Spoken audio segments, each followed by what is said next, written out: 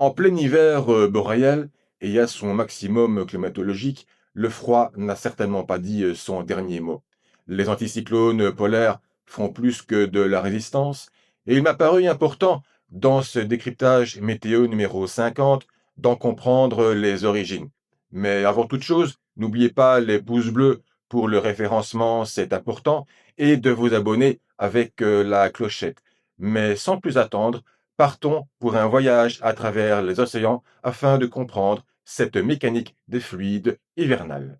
J'ai eu l'occasion la semaine passée dans le décryptage météo numéro 49 de souligner que oui, certes, il y avait un retour du sud-ouest, il y avait une disparition de l'air froid sur l'Europe occidentale, mais que les anticyclones continentaux restaient aux aguets. Et cette simulation du modèle ensembliste européen pour les probabilités de cumul de total de précipitations supérieures à 10 millimètres d'ici au dimanche 25 janvier montre très très bien qu'effectivement l'anticyclone continental a repris ses droits vers des longitudes plus occidentales. Et donc les dépressions atlantiques, certes qui circulent effectivement sur l'océan Atlantique, eh bien sont obligées de passer par la mer Méditerranée et nous avons donc des probabilités nulles en réalité d'avoir un cumul total de précipitations à 10 millimètres sur une assez grande partie du continent européen et elles sont vraiment à seulement à quelques pourcents du côté du Benelux et du nord de la France. Et c'est évidemment très différent sur le sud de la France. On a eu l'occasion de le voir ce week-end avec les importants cumuls dans le sud, du côté des Cévennes notamment. Si nous prenons maintenant l'analyse hémisphérique avec l'anomalie de géopotentiel, donc la pression d'altitude, toujours selon le modèle ensembliste européen pour cette journée du 19 janvier, eh bien oui, évidemment, nous pouvons constater cette anomalie anticyclonique sur le continent européen et qui s'étend même jusqu'au Groenland et qui s'étend aussi sur le nord de la Sibérie. Nous avons évidemment l'anticyclone subtropical, mais qui est fort réfracté à l'ouest des Açores. Et last but not least, nous avons une puissante anomalie anticyclonique du côté du nord-ouest du Canada et de l'Alaska. Et entre toutes ces anomalies anticycloniques, évidemment, nous avons des anomalies dépressionnaires sur le nord du Pacifique, sur le nord-est du continent nord-américain, et ces dépressions plonge ensuite à travers l'ouest de l'Irlande vers la Méditerranée.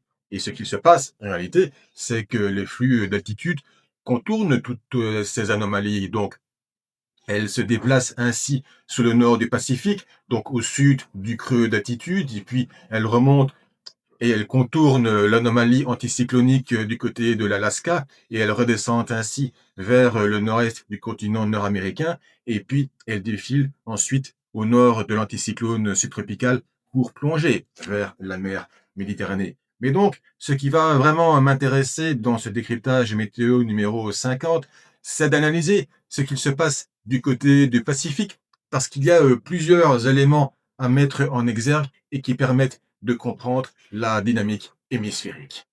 Prenons donc une carte de l'océan Pacifique, du courant de jet et des pressions de sol en date du 13 janvier 2026.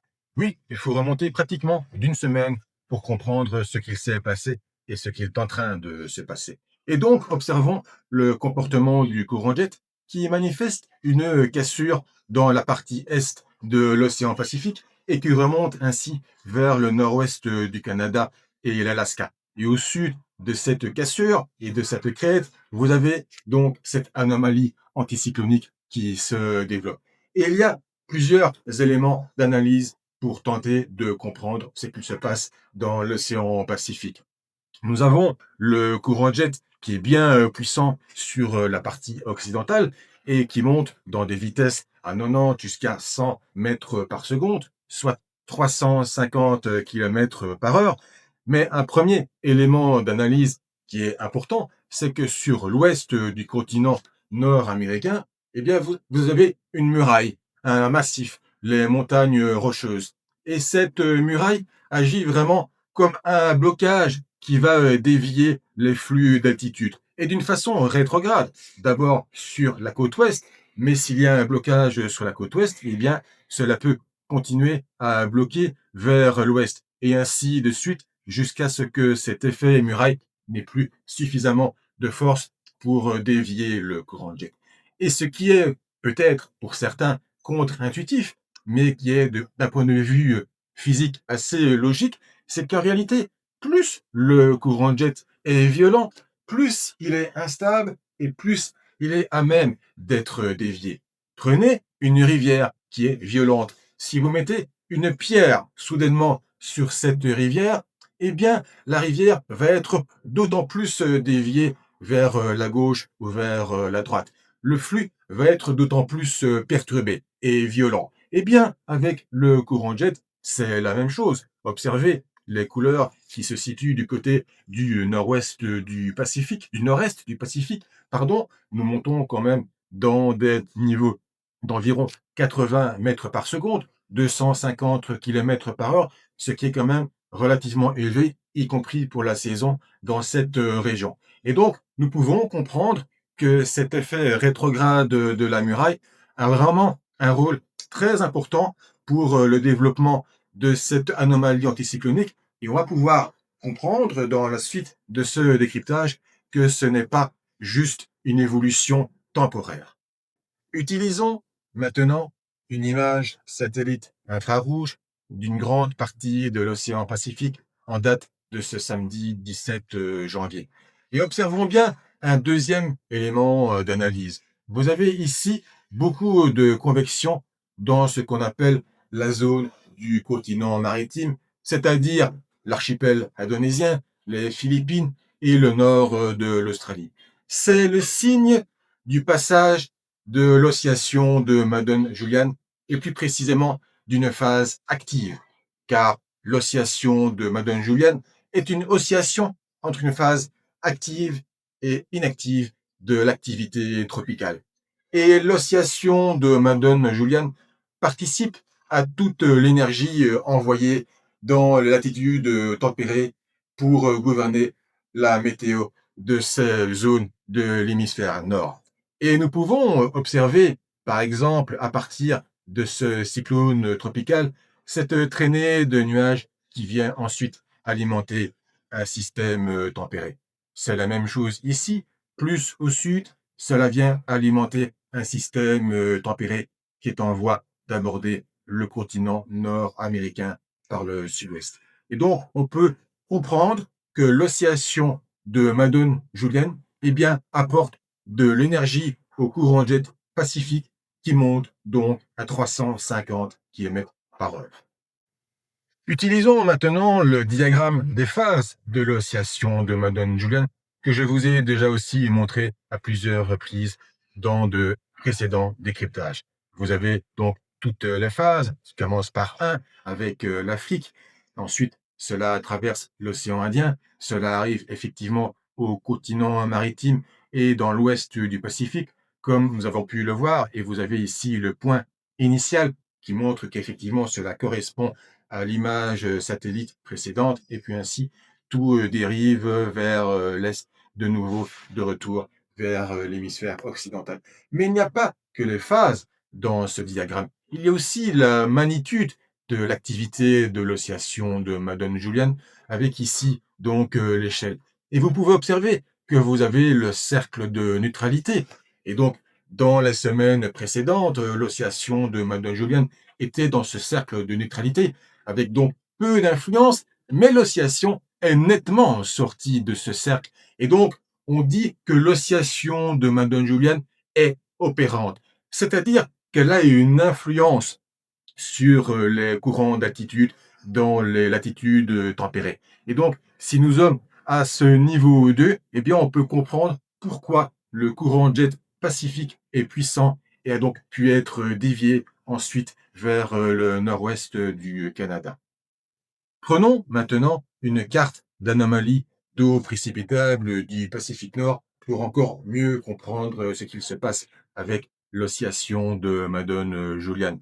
Vous avez ici du côté du continent maritime cette zone en jaune, orangé, rouge, à partir de laquelle s'échappent clairement donc des traînées qui alimentent des dépressions en plein Pacifique et puis qui vont ensuite alimenter même la crête du côté de l'ouest de l'Amérique du Nord. Nous avons ici vraiment l'eau précipitable qui est anormalement élevée.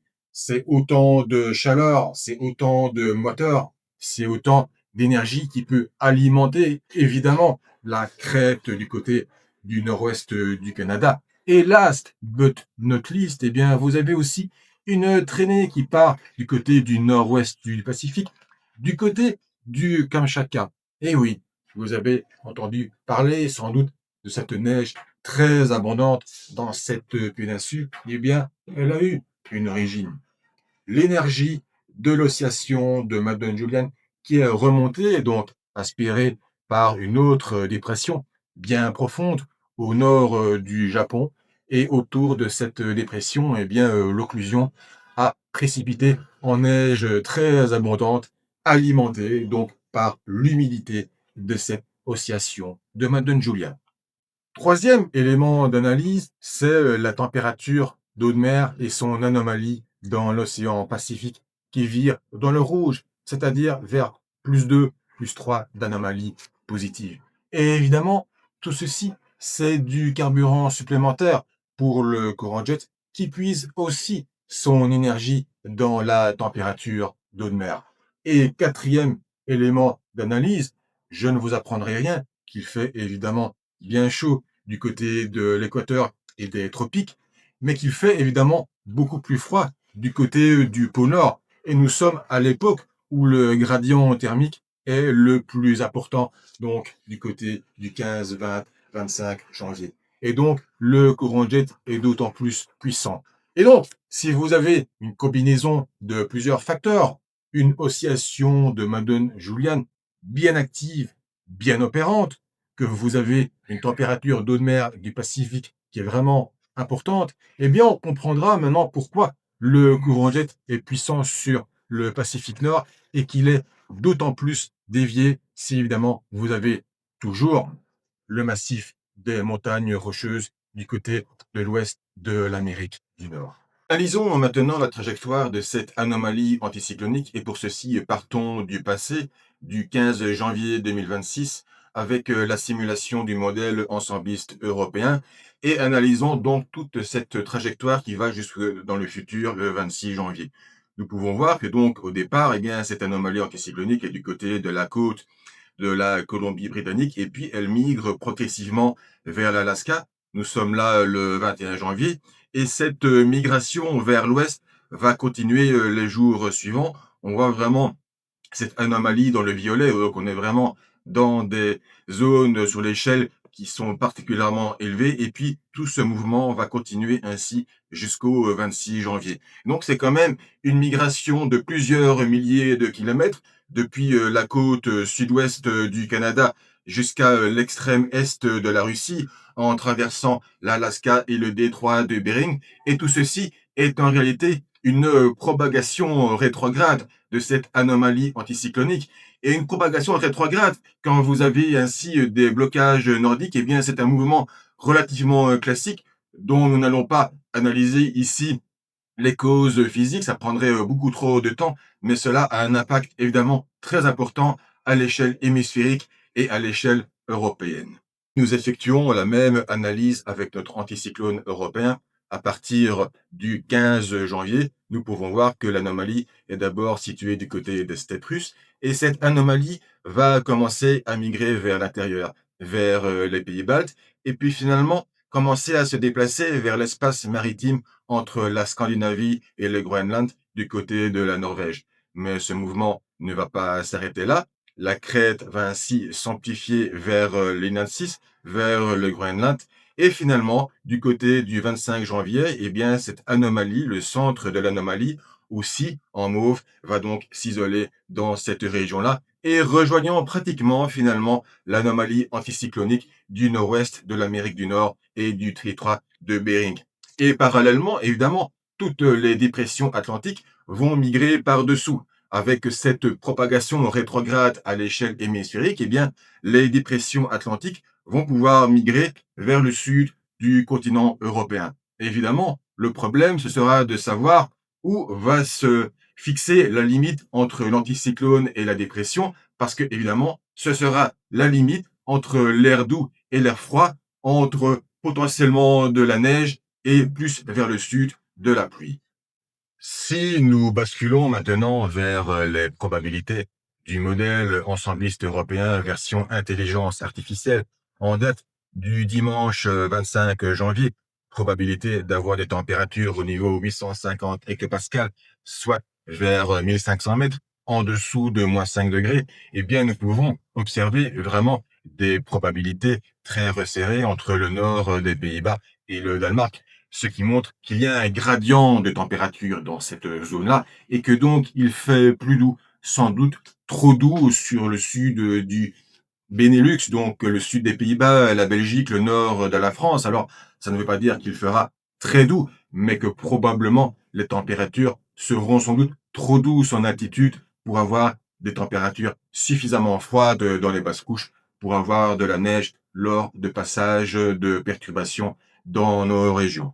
Si nous concluons avec les cartes du modèle ensembliste européen version intelligence artificielle, toujours en date du dimanche 25 janvier, pour les probabilités d'avoir des températures à 2 mètres inférieures à 0 degré, eh bien, nous retrouvons ce gradient de probabilité depuis les Pays-Bas vers la Scandinavie, passant du vert vers le jaune et le rouge. Et donc, dans ces zones-là, clairement, le risque de gel permanent est bien plus élevé. Il est nettement moins en allant vers la Belgique et à fortiori vers le nord de la France avec ses plages bleues et blanches. Ce qui ne veut pas dire forcément qu'il ferait très doux dans ces régions-là, peut-être 2, 3, 4 degrés de température maximale, et peut-être que les premiers massifs de Belgique, les Hautes-Fagnes, les Vosges, et plus bas, vers 300, 400, 500 mètres dans le nord-est de la France, il ne pourrait pas faire suffisamment froid pour avoir de la neige si jamais il doit y avoir des précipitations. Tout ceci est encore hautement incertain. Tout ceci est une photographie des probabilités pour le dimanche 25 janvier. Et il est tout aussi probable, évidemment, que cet air froid présent vers le nord-est soit rabattu la semaine suivante. Mais tout ceci est encore plus hautement incertain. Ce qui m'importait dans ce décryptage météo numéro 50, c'est d'analyser la dynamique atmosphérique, la mécanique atmosphérique à l'échelle hémisphérique et surtout dans le Pacifique, en partant des tropiques, en partant de l'oscillation de Madden-Julian. En tout cas, j'espère que ce décryptage météo vous a plu. Si c'est le cas, encore une fois, n'oubliez pas de mettre un pouce bleu et de vous abonner avec la clochette et de partager cette vidéo. Je vous donne rendez-vous le 26 janvier pour le décryptage météo numéro 51. D'ici là, portez-vous bien et salut!